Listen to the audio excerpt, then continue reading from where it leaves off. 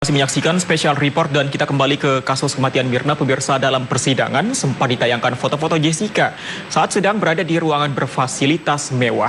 Namun menurut Otto, justru sebenarnya Jessica tinggal di sel T atau sel tikus.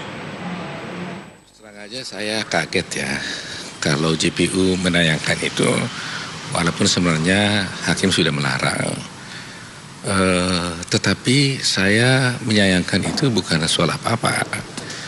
Saya kasihan aja kepolisian gitu. Saya melihat bahwa dengan penayangan itu berpotensi untuk mendiskreditkan kepolisian. Kenapa?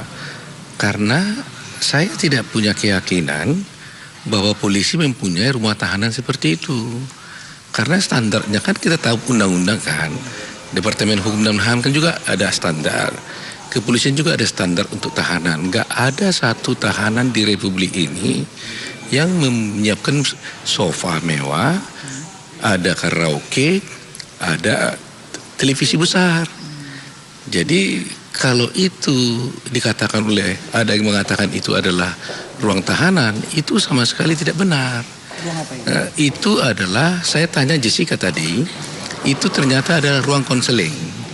Jadi kalau ada orang datang berkonseling, ada juga umpamanya pemuka agama datang memberikan nasihat-nasihat kepada Jessica, itu di tempatnya gitu. Jadi tidak ada itu sebagai rumah tahanan gitu loh.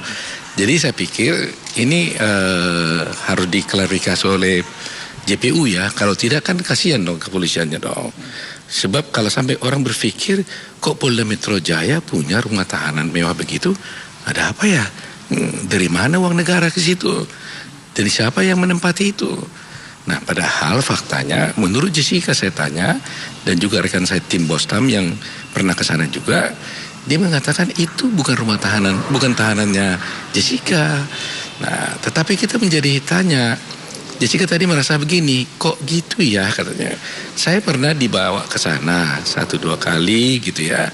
Pernah dibawa ke ruangan itu dan diajak ngobrol-ngobrol oleh polwan ya kan, dan dia tidak tahu itu ada di foto ya kan.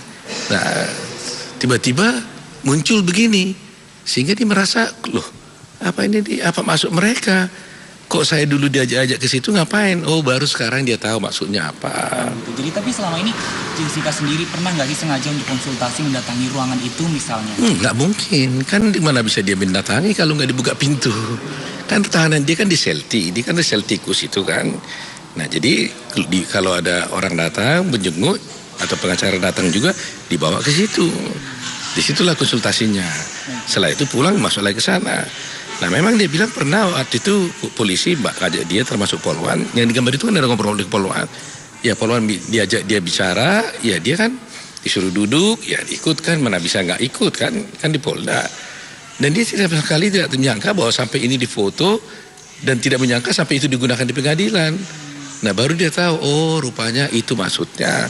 Tetapi itu menjadi lebih tidak baik buat JPU kan, karena dia saya tidak tahu persisnya dia apa katakan terlalu cepat di pengadilan. Kalau sampai itu dikatakan sebagai rumah tahanan, nah ini bohong besar itu. Itu tuh. Kasihan Poldanya, kasihan dong. Kalau untuk konsultasi sendiri sebenarnya juga nggak diprogramkan untuk konsultasi ke ruangan itu atau gimana? Nggak ada, boleh. Pokoknya tidak boleh ada orang ke situ tanpa seizin daripada penyidik, ya kan? Jadi kan dia di ruangan di tahanan. Kalau ada yang jenguk dia atau berkonsultasi, dia diminta izin dulu kepada penyidik, ruang tahanan, kepala tahanan, baru dibawa dia keluar gitu loh. Nah makanya peristiwa itu sendiri tadi saya tanya Jessica, ini ada apa itu Jess? Dia bilang, loh saya memang pernah dibawa ke situ, diajak ngobrol-ngobrol katanya, suruh duduk, tapi saya nggak tahu bahwa itu akan difoto dan digunakan sekarang ini gitu loh. Sekarang baru tahu, oh rupanya saya begitu ya, digituin gitu loh. Tapi kalau untuk kabar bahwa ruangannya Jessica benar-benar kurang layak, itu benar? Oh itu fakta, kalau itu ada Bostam menyaksikan itu, ruangan itu. Jadi kalau lihat ya, boleh saya kira walaupun itu sekarang, saya nggak tahu apa sekarang itu sudah diperbaiki atau tidak. Itu kan cerita dulu kan. Nah, tapi kalau Anda lihat di situ kan ada spray merah itu kan. Nah kalau di bawahnya itu semen itu, bukan tempat tidur. itu semen itu. Jadi semacam apalah ya, tempat duduk yang dibuat dari semen. Ya karena memang ada tempat tidur, itulah dibikinnya itu semacam spray itu, situlah dia tidur. Jadi itu bukan tempat tidur itu, jangan salah paham. Jadi ya karena kita lihat di gambar-gambar yang ada, oh itu semen gitu, semacam semen panjang gitu tempat duduk, ya itulah tempat tidur dia. Tapi kondisinya kalau yang diceritakan kan banyak kecoa, kemudian banyak tikus, itu juga benar. Lihat aja di situ masih ada tulis tangan orang kan, tentang apa namanya yang kecoa jangan datang ke sini gitu kan. Itu kan ada di gambar yang ditayangkan oleh kepolisian juga kalau nggak salah itu. Kalau saya tidak keliru di media masa terlihat itu kan. Nah jadi menurut Jessica memang namanya pun tikus kan. Versinya Jessica kan begitu. Jadi ada tikus, ada kecoa, ada kalajengking ya karena memang kiranya kan mungkin kan pengap kan gitu. Kalau pengap kan dari bawah kan bisa keluar aja kecoa dan sebagainya. Kalau itu tadi kembali lagi ke Pemirsa, dalam sidang tanggapan jaksa penuntut umum atas pledoi Jessica, jaksa menyebut sidang pledoi dipenuhi dengan drama atau aksi teatrikal. Hal ini dilakukan guna menarik simpati masyarakat yang memantau sidang yang disiarkan secara langsung.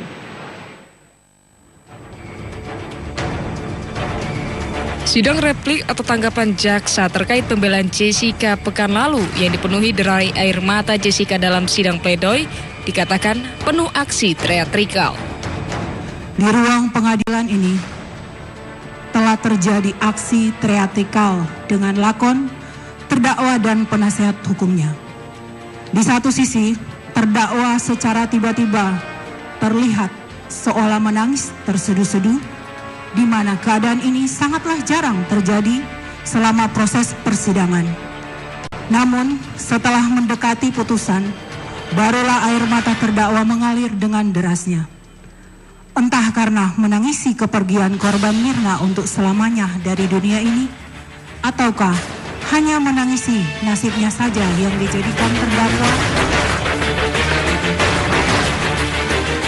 Tengah malam saya ditempatkan di satu sel yang ukurannya kurang lebih 1,5 kali 2,5 meter. Setelah saya diperingatkan, Selain itu, jaksa menyebut pledoi Jessica yang menceritakan kisah sedihnya di ruang tahanan di Mapolda Metro Jaya yang sesak, sempit dan dipenuhi tikus dan kecoa hanyalah bualan.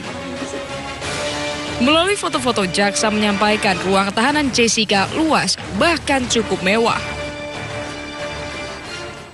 Perlu diketahui bahwa ruangan itu ternyata diminta sendiri oleh terdakwa, karena terdakwa tidak mau disatukan dengan tahanan lainnya, di mana ruangan itu pun sudah termasuk mewah untuk ukuran sel tahanan untuk seorang tersangka saat itu.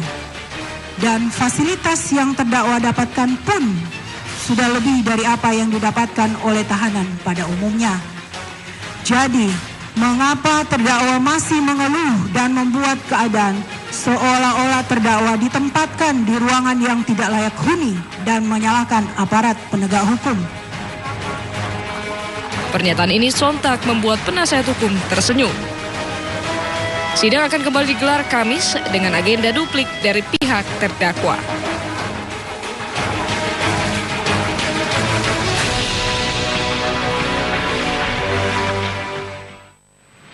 Pemirsa, menurut jaksa penuntut umum, keterangan Jessica mengenai dirinya bercermin dan menelpon di meja 54 pada sidang pledoi beberapa waktu lalu bukan merupakan fakta hukum karena tidak ada bukti yang valid, walaupun ada satu pengunjung yang melihat Jessica menelpon. Tidak hanya itu, JPU juga menilai jika aktivitas Jessica berselfie dan berkeliling di Cafe Olivier merupakan cara Jessica melihat kondisi kafe. Keterangan terdakwa yang mengatakan jika saat terdakwa menunggu Mirna, terdakwa sempat menelpon dan mengeluarkan cermin dari tasnya untuk berkaca, bukanlah merupakan fakta hukum karena keterangan tersebut tidak didukung dengan alat bukti yang lainnya. Meskipun ada keterangan saksi Ade Charles Hartanto yang mengatakan jika saksi Hartanto mengetahui terdakwa menelpon, tetapi keterangan tersebut tidak dapat dipergunakan sebagai fakta hukum karena keterangannya meragukan dan patut untuk dikesampingkan oleh majelis hakim karena tidak sesuai dengan pasal 185 ayat 6 huruf A, C, dan D Kitab Undang-Undang Hukum Acara Pidana sebagaimana telah penuntut umum uraikan dalam surat tuntutan halaman 221 dan 222. 20. Analisa mengenai foto selfie dan jalan berkeliling-keliling serta analisa mengenai close bill dalam pledoi halaman 70-71. Tanggapan kami sebagai berikut, bahwa permasalahan ini telah dibahas dan diuraikan secara tegas serta jelas dalam fakta hukum angka 25 dan angka 26 yang terdapat dalam surat tuntutan.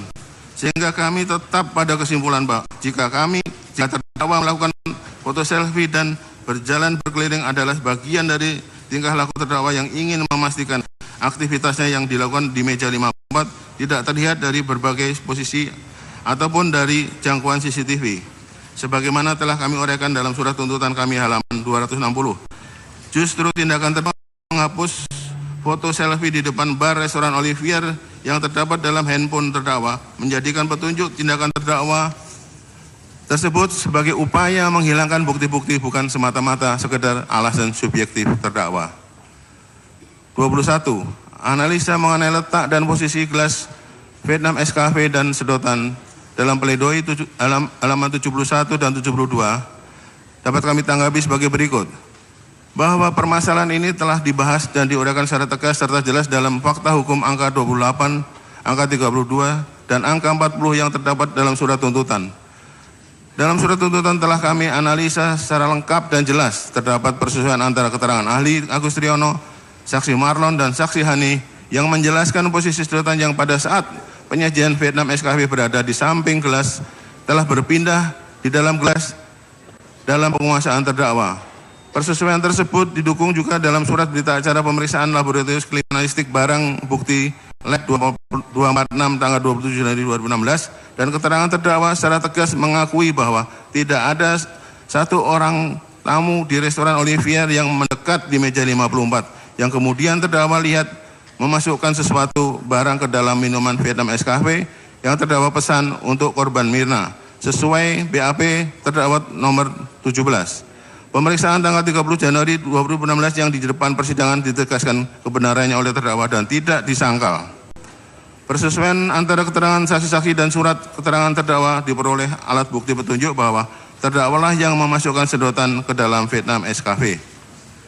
Terkait dengan tidak adanya sidik jari yang di dalam sedotan, saksi Marwan Amir selaku bar kapten yang juga ikut mencicipi Vietnam Escafe tersebut di pantry dengan cara meneteskan Vietnam Escafe itu ke telapak tangan menggunakan sedotan dan merasakan pahit seperti terbakar, kebas. Kemudian saksi Marwan Amir langsung mengeluarkan rasa itu dengan cara meludah dan mutah beberapa kali ke sink atau kami ulangi beberapa kali sink serta kumur dengan air keran. Lalu saksi Marwan Amir membuang sedotan ke tempat sampah yang berada di pantry sesuai dengan fakta hukum nomor 40 dalam surat tuntutan.